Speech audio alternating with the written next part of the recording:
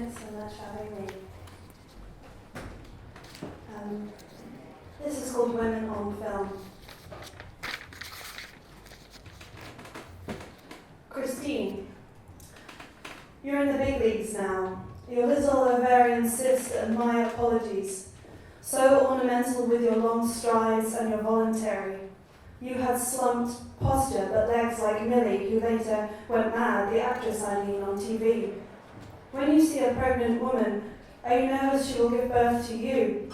This is what happened. She birthed twins, and we all blended too much into each other.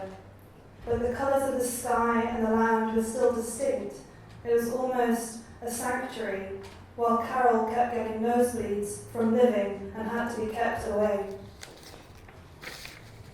My legs are doing that thing where they uncontrollably shake. Angels. A crypt for all the tears shed watching, and angels freed from liquid statuettes with beating wings in real air. There are now angels in this hell, these terrible long-necked birds.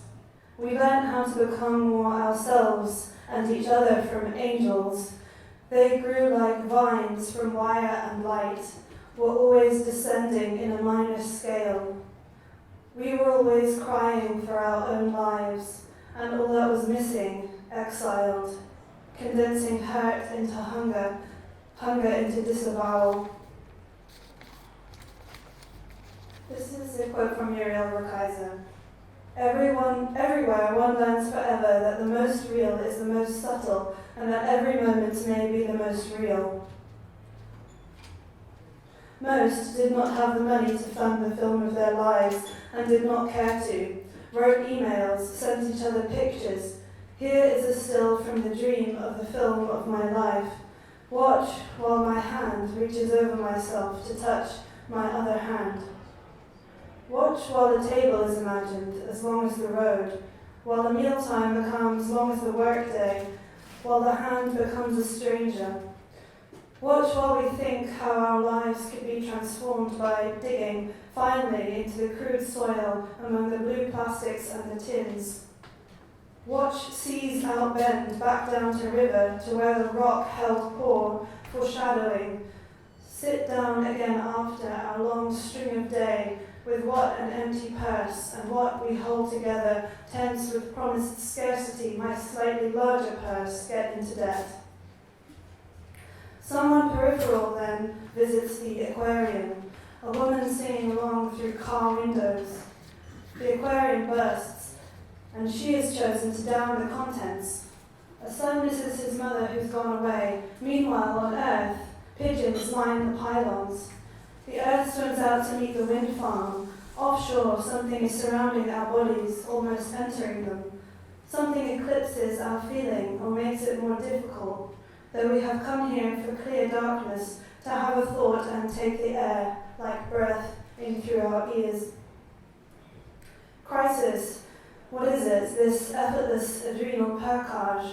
Down 1,000 days of difficult, even happiness, is carried like this dress through a stream. What time, in its given constellation, living and dead memory, then spasms into rictus and gives out? A wall of seized nerve endings appears at the river mouth. The fish of the river spill a stash of pearls, their bodies so much smaller than last century. A woman, she can't get up, but the days keep counting themselves down. Her hull's all smashed, the next town's too far, the windows keep opening, and wild yelps emerging from her face like links at the mirror. With money and time all outrun. Back through space, time and money. What binds the image or seals the motive means the world. How to capture silence in its truth. The torn emotions of children. The rage of the illegitimate. The silence of the dead lives on in voices, the vacuum at the middle of the dance. Thinking back through suburbs, car wrecks, space stations, disaster waves, forgotten loss of all assets, the loneliness of Jesus Christ. The hole in the plot where fell all echoes of Chewbacca's grief. All film says the situation is not what we call it, bringing out the images in our image quilt. We return from hushed little exploits to feelings we can't shake, little courage gleaned from dreams, journals meticulously for no one, and hidden in a wall for no one, came here to become no one, where history crowns in us no ones, makes its crisis, we lick at the pebbles, bring little gifts, catch a glimpse, see a movie, make a call. Sometimes we feel most real when we are watching someone else pretend to be someone real, while at the same time being someone real, yet disguised, but not really. I get a little thrill when I say the names of the actors, not the names of the characters when I'm talking about the film. If I stop watching, I miss the sadness of characters, the little bitter falling downs of my beloveds.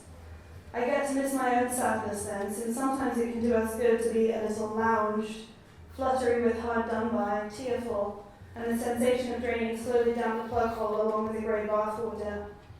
It's called being tired from everything that's ever happened to you, and yet keeps happening.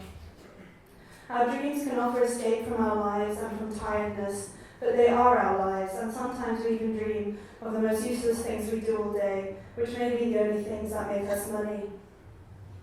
You said at the end of your orgiastic dream, you were left just perfectly alone, like in a film where the end might look like where she, our protagonist, began, but we know it isn't, since the quality of her solitude is held and glimmers with what she has lost and found, and her body moves with a knowing sadness, which may be what it means to have been desired for who you are not, but to fulfill the desire of the one who desires you, and yourself in that image.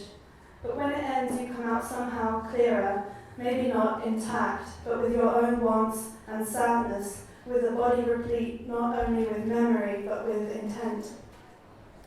When you think, what is wrong with me in my life, it might be that you do not fully consider yourself real, and why would you? It can take a while to figure this out, since you know you are real, have insides and outsides, at least on paper, and since you have colleagues and maybe siblings who are not you, and on a good day you can witness somehow the feeling of the light rain on the skin. But it might be difficult to believe it, except in dreams. The problem is not with other people, but the space between us and how it is filled by time, difficulty, and sharp pains. Other times it is filled with airs, sparrows, and weekends. In the scrubby park in my lunch break, the woman on the next bench said, "Excuse me," as if she wanted to ask the time or say, "Do I know you?" But in fact it was to alert me to the presence of a pigeon, putting itself under a sprinkler nearby, ruffling its feathers with what I would suddenly like to call gay abandon. Another thing is how many of the difficult feelings are really attributable to loneliness, and how this relates to epochs, childhoods, and jobs, or if your landlord won't allow pets. Even the stars might get lonely, the stones. It might be that you can remember almost everything that has ever been said to you, except those things that you can't, because how could you if you don't remember them, and they were only the most important. I take what I can from loneliness, but it can't give much except a little raw hoot over dusk, or, if I'm lucky, breakfast. If I too have no intrinsic quality but emptiness, I am glad and shining, ready to drain from the plug to the pipes, in this recognition of everything in me that is not me, and therefore I cannot hold true to these boundaries exactly because I need them, not least for, say, differentiating myself from my mother. And I must sway while concentrating on a pinnacle within myself that is necessarily fleeting and not named, not readable nor intrinsic nor redeemable, but could be an ear, and within it the roar of the sea, someone on their way to see you, or the orchestra in mid-discordant arpeggio, tuning up as the audience begins to arrive.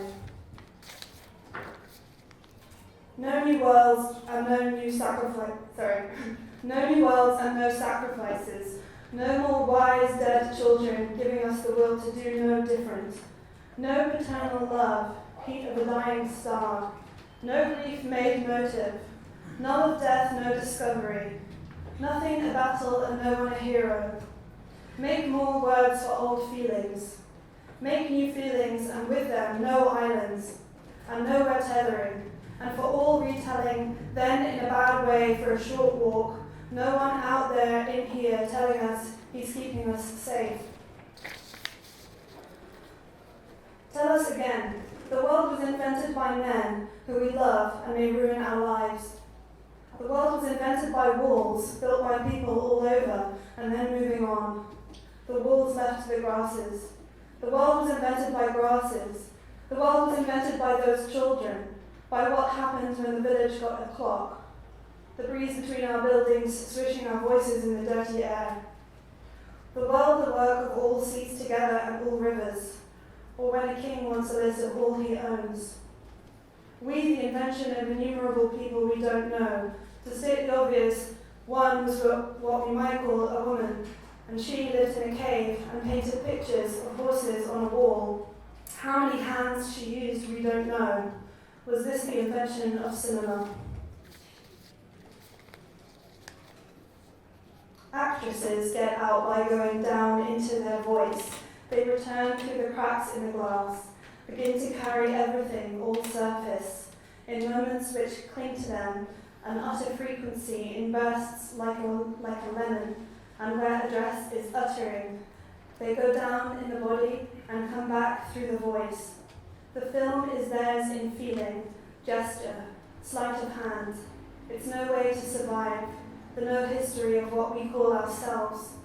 The project against women we call cinema, retrieved and re-triggered this violence, a blinding light. In all the phantasms of our worsts and deepest swallowed hurts, this is where a mouth disconnects from its voice and punctures happen to women when they don't have time. What world can we build through our feelings, all received and judged thought or sonic? Clouds keep themselves full of rain and image, crowds splinter in a million sighs and fall together of a day. This is the last part. The world's not ending, but if the world ends, the world ending will contain everything between the end and the beginning, including the inadequacy of between, beginning, end, everything, all made now unmade, and what's made us, our very mothers. Others helped or hurt us, tokens of breath and delight, and quantities of bread, milk, enjoyment, fruit, and chocolate, playing with the frayed end of a string, sometimes watching out the window for nothing, a breeze. And how time passed, lapsed or swayed, and light moved through the room and air, and people circulated. We had our names, and there was also a poem about finishing work on a Friday in early September. And over many years or minutes, and many poems, and all endings, all daily indignities, and the indignity of all life actually, wrong just about everywhere, and always police seem to be rushing out of their vehicles toward a crowd, jubilant, or vengeful, or hungry, or all three and more infinite combinations, all three and more in infinite combinations. And everything at once precisely catalogued and callously forgotten. Many days slept through, and each night reaching all at once its humming pinnacle, only to dissolve in shimmers. Rooms where the throb of other bodies were all around us, even when we were alone. And all the cries of us as babies, the cries of the old when they were babies, the cries of the dead when they were babies, the cries of those who held the crying when they were babies, the cries of the dead when they were dying, and we sat near them, and something entered the room. And threads of old dresses, old shirts, new pajamas, tugs of old solitude, old grievance, pains in memory, methods of transcribing, limbs outward to air, trees a diagram of what's happened by wind, the getting together and the falling apart, our hungriest jealousies, fragmented image and most wonderful dream. Inside we could not account for anything, but we forgot what. All blue was skimming and all love, unfolding like the heron and rising over bus stops, over palaces. It was nothing like that. The camera went inside and to the very bottom, but we didn't need to see. The world's never ending, which is not to say it will not end. I cannot help but think of the way we find this ending and where we have put those who have already survived it, and those who did not, because we cannot end the world, though we may beam with sick pride. Do you ever think, I cannot help but, of the first woman's hand on the wall of the cave, reaching to show for everyone and what the horse was when she saw it, not just saw it. The ending among our lives belongs to no man, and only a poem that is not a poem can be the poem of the world in this ending, not ending, building, hurting, not growing, a film of no film, growing and not building and not built, and dying and not dying, and living together however much we aren't, since it would contain all our voices and our silence, which nothing can contain, nor the world. And around the hill-flecked deserts, if no one's listening, these experiments go on in broad stretches. These machines are on-glowing in flecks of chemical rain. Among our lives and among abandonment, the children of our world.